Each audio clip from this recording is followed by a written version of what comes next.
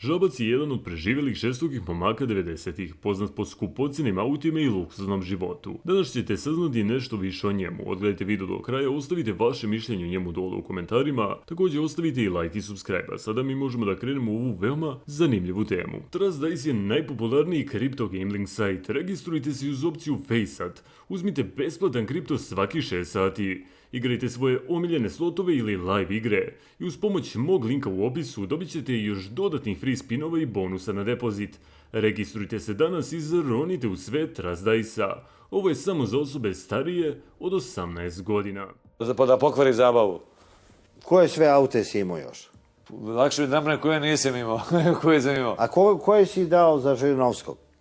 Za Žirinovskog sam dao taj Van Cleef, dugački taj, s kojim sam došao na to u prezidenicu. To je se prvi put pojavio taj, to je Cadillac Van Cleef, produženi beli auto sa 6 vrata. I Borovici kad vidjeli, Bojavljen, to moramo, dolazi Žirinovske, moramo uzeti Paje, daj da ga dočekam na aerodromu sa tim autom. I onda sam ja njemu dao, on meni dao neku korvetu koju mi je crk odmah menjač na Paragovu, na Chevrolet korvete, to je bio automatik bio.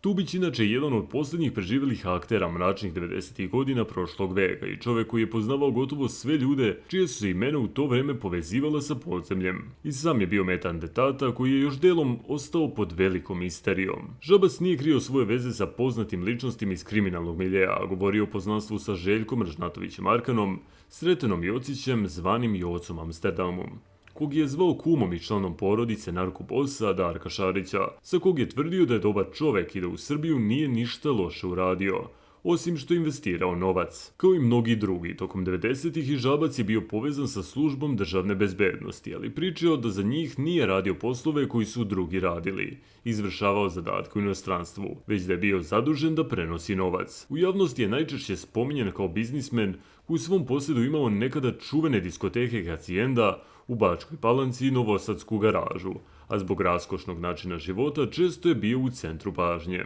Njegova strast za skupocjenim automobilima nadaleko je poznata, a kako u jednom intervjuu rekao, lakše bi mu bilo da nabroji one retke automobile koje nije imao, nego one koje jeste. Poznat je kao čovjek koji je vozio skupocjeni Lamborghini Diablo ofarban u 12 boja, koji je pre njega kupio i slupao princ od Monaka. A lista automobila proteže se od raznih modela Ferrarija pa sve do prave produžene američke limuzine. Žabac je bio poznati kao playboy koji je bio u vezi sa poznatim pevačicama. Kako je sam pričao, zabavljao se kratko sa Ksenijom Pajčin, također i sa Sandrom Melčenko. Nakon silnih tih 90-ih godina, Žabac se vratio u centar pažnje 2012. godine, kada je preživeo ranjavanje u glavu. On je sedeo u bašti kafića Aleksandar u Novom Sadu, kada je maskirani napadač koji je nosio šešir u pravcu bašte kafića ispraznio šanžer iz automatske puške. Na svu sreću, Žabac je preživeo. Žabac se vodi kao poznat čovek 90-ih godina, iako nije pravio neka veća krivična dela. A šta vi znate o Žabcu i šta nisam rekao u ovom videu? Slobodno možete napisati dole u komentarima. Mi se ljudi vidimo u nekom sljedećem klipu. Obavezno pišite predloge za nove videe. A do sljedećeg klipa ljudi. Pozdrav!